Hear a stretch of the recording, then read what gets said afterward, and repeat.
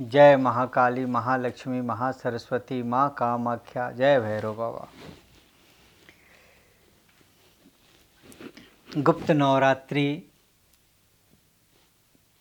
पावन पर्व पर आप सभी देशवासियों को माँ भगवती पराम्बा आदिशक्ति माता की आप सभी लोगों को बहुत बहुत शुभकामनाएं।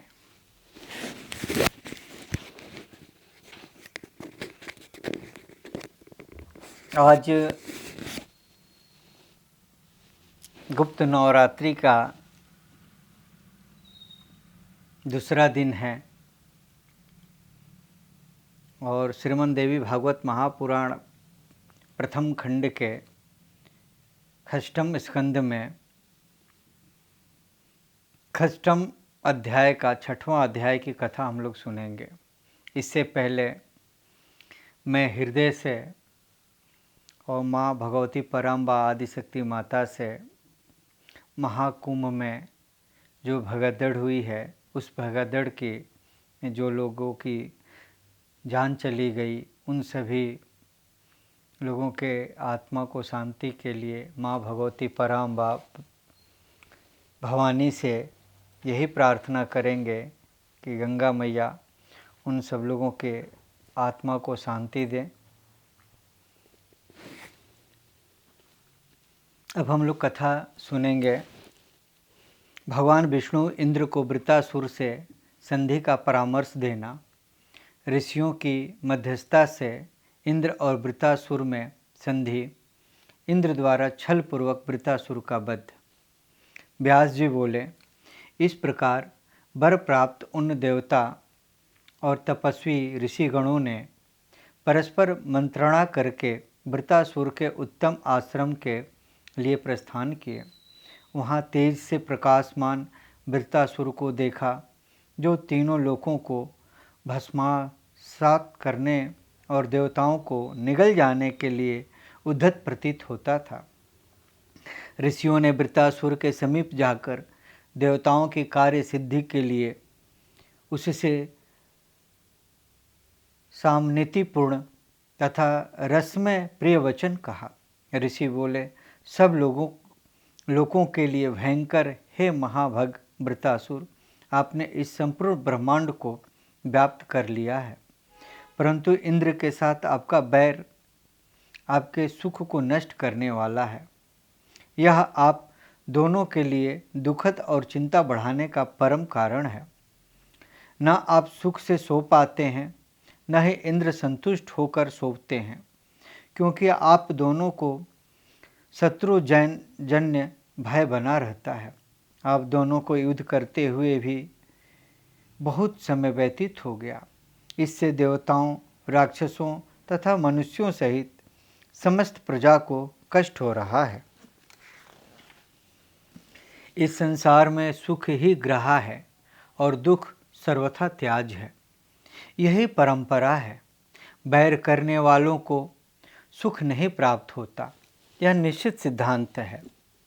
इसलिए युद्ध प्रेमी वीर इंद्रियाएं सुख को नष्ट करने वाले युद्ध की प्रशंसा करते हैं, किंतु श्रृंगार रस के प्रेमी विद्वान उसकी प्रशंसा नहीं करते। पुष्पों से भी युद्ध नहीं करना चाहिए, फिर तीक्ष्ण बाणों की तो बात ही क्या।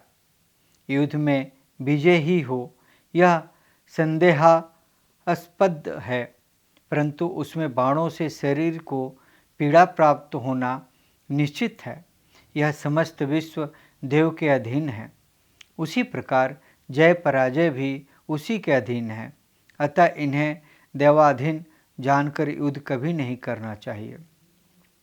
समय पर स्नान, भोजन, शया पर शयन और सेवा परायण पत्नी, यही संसार में सुख के साधन हैं। वाण वर्षा से भयंकर, खंडक प्रहार से अत्यंत रौद्र तथा शत्रु को सुख प्रदान करने वाले संग्राम में युद्ध करने से क्या सुख प्राप्त हो सकता है। ऐसा स्पष्ट कथन है कि युद्ध में मरने से स्वर्ग सुख की प्राप्ति होती है। यह तो प्रलोभन और प्रेरणा देने वाला तथा निरर्थक वचन है। ऐसा कौन मंदबुद्धि है जो शरीर को अस्त्र शस्त्रों से घायल कराकर, सियार और कौवे से नचवाकर स्वर्ग सुख की प्राप्ति की कामना करेगा। हे वृत्त, इंद्र के साथ तुम्हारी स्थायी मैत्री हो जाए, जिससे तुम्हें और इंद्र दोनों को निरंतर सुख की प्राप्ति हो। आप दोनों का बैर शांत हो जाने से हम सब तपस्वी और गंधर्वगण भी अपने अपने आश्रमों में सुखपूर्वक रह सकेंगे। हे धीर, आप दोनों के दिन रात के युद्ध में हम सभी मुनियों, गंधर्वों, किन्नरों और मनुष्यों को कष्ट प्राप्त होता है। सभी लोगों को शांति प्राप्त हो सके, इस कामना से हम सब आप दोनों में मैत्री कराना चाहते हैं। हे वृत्त, मुनिगण तुम्हें और इंद्र को सुख प्राप्त हो, हम लोग तुम दोनों की मित्रता कराने में मध्यस्थ बनेंगे। हम शपथ कराकर आप दोनों को एक दूसरे का प्रिय मित्र बना देंगे। आप जैसा कहोगे वैसा ही इंद्र भी आपके सम्मुख शपथ लेकर आपके मन को प्रेम से परिपूर्ण कर देंगे। सत्य के आधार पर ही यह पृथ्वी स्थिर है। सत्य से ही भगवान सूर्य नित्य तपते हैं। सत्य से ही समय के अनुसार वायु बहती है और सत्य के कारण ही समुद्र भी अपनी मर्यादा का परित्याग नहीं करता। इसलिए सत्य के आधार पर ही आज आप दोनों में मित्रता हो जाए।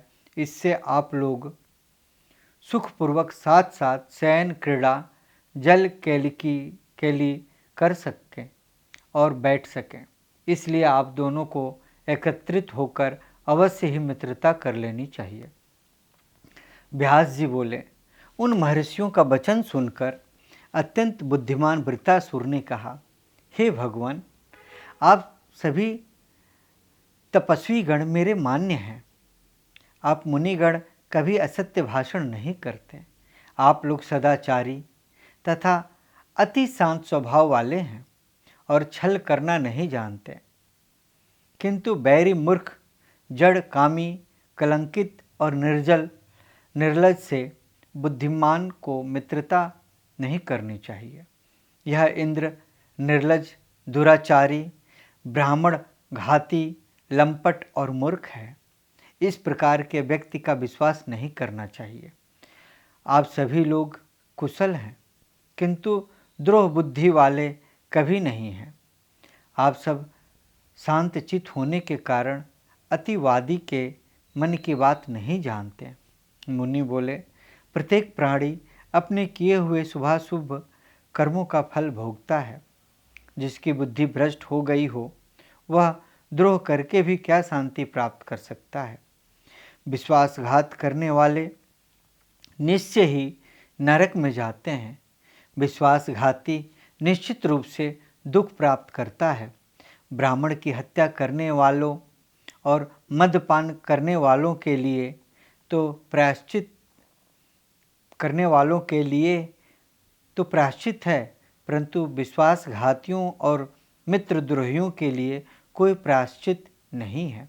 अतः हे सर्वज्ञ, आपने मन में जो शर्त निश्चय कर रखी हो उसे बताएं, जिससे उस शर्त के अनुसार आज ही आप दोनों में संधि हो जाए।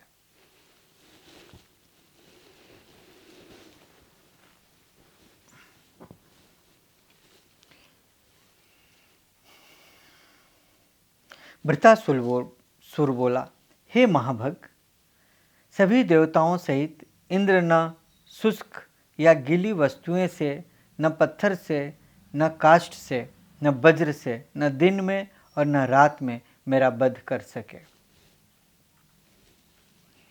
हे विप्रेंद्रो, इसी शर्त पर मैं इंद्र से संधि करना चाहूँगा, अन्यथा नहीं।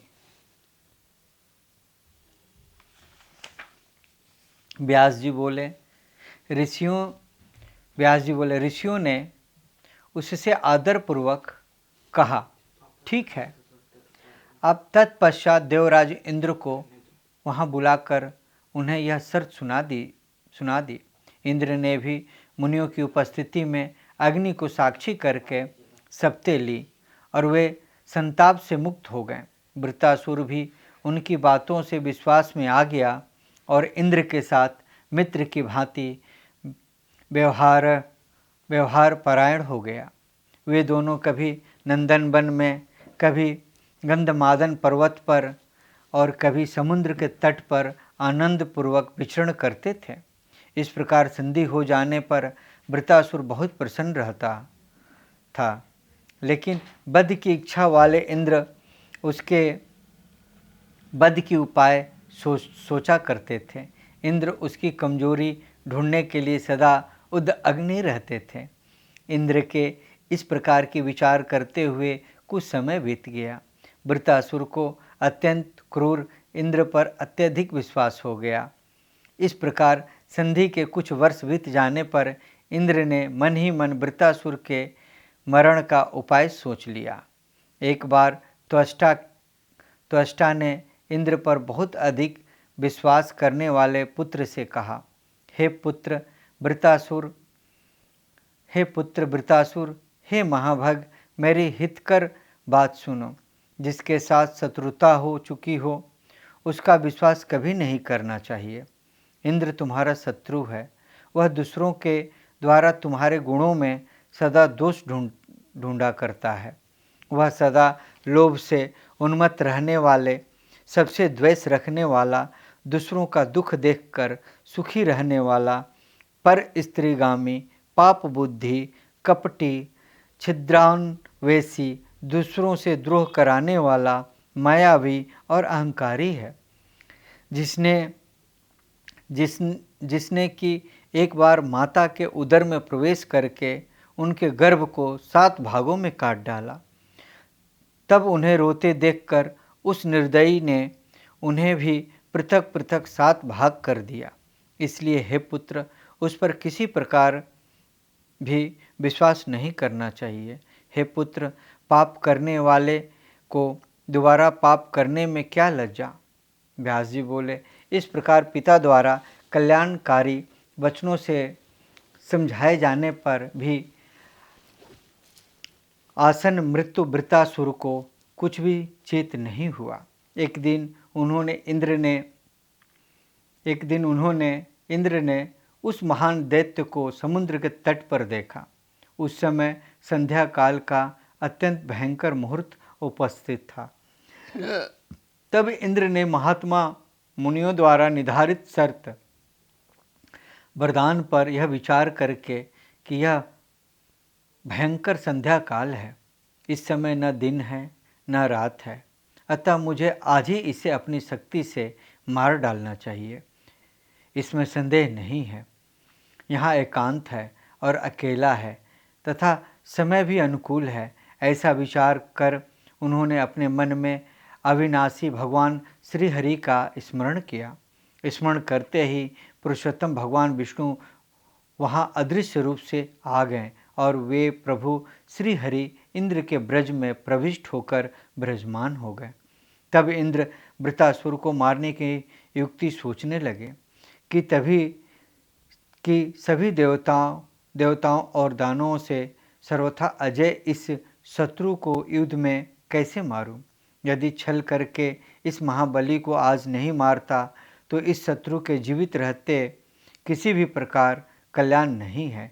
इंद्र ऐसा विचार कर ही रहे थे, तभी उन्होंने समुद्र के पर्वत के समान जल फेन को देखा। यह न सूखा है न गीला है और यह न तो कोई शस्त्र है। ऐसा विचार कर इंद्र ने उस समुद्र फेन को लीलापूर्वक उठा लिया। तदंतर उन्होंने परम भक्तिपूर्वक पराशक्ति जगदम्बा का स्मरण किया। तब स्मरण करते ही देवी ने अपना अंश उस फेन में स्थापित कर दिया। इंद्र ने भगवान श्री हरि से युक्त वज्र को उस फेन से आवृत कर दिया और उस फेन से आवृत ब्रज को वृत्तासुर के ऊपर फेंका। उस वज्र के अचानक प्रहार से वह पर्वत की भांति गिर पड़ा। तब उसके मर जाने पर इंद्र अत्यंत प्रसन्नचित्त हो उठे और ऋषिगण विविध स्रोतों से देवराज इंद्र की स्तुति करने लगे। उस शत्रु के मारे जाने से प्रसन्नचित्त इंद्र ने देवताओं के साथ उन भगवती की पूजा की तथा विविध स्रोतों से उन्हें प्रसन्न किया, जिनकी कृपा से शत्रु मारा गया। तत्पश्चात इंद्र ने देवोत्थान नंदन वन में पराशक्ति भगवती का मंदिर बनवाया और उसमें पद्मराग मड़ियों से निर्मित मूर्ति की स्थापना और सभी देवता भी तीनों समय उनकी महती पूजा करने लगे। तभी से श्रीदेवी ही उन देवताओं की कुल देवी हो गई। तब महापराक्रमी और देवताओं के लिए भयंकर वृता के मारे जाने पर इंद्र ने तीनों लोकों में श्रेष्ठ भगवान विष्णु की पूजा की। उस वृतासुर के मर जाने पर कल्याणकारी वायु बहने लगी तथा देवता, गंधर्व, यक्ष, राक्षस और किन्नरगण हर्षित हो उठे। इस प्रकार भगवती पराशक्ति के समुद्र फेन से संयुक्त होने और उनके द्वारा ही विमोहित किए जाने के कारण वृतासुर सहसा इंद्र के द्वारा मारा गया। इसलिए वे भगवती देवी संसार में वृत्त निहंत्री इस नाम से विख्यात हुई और वह वृतासुर चूँकि प्रकट रूप से इंद्र के द्वारा मारा गया था, इसलिए उसे इंद्र के द्वारा मारा गया ऐसा कहा गया। इस प्रकार श्रीमद् देवी भागवत महापुराण प्रथम खंड के षष्ठम स्कंध में छठा अध्याय ओम ततस्तम।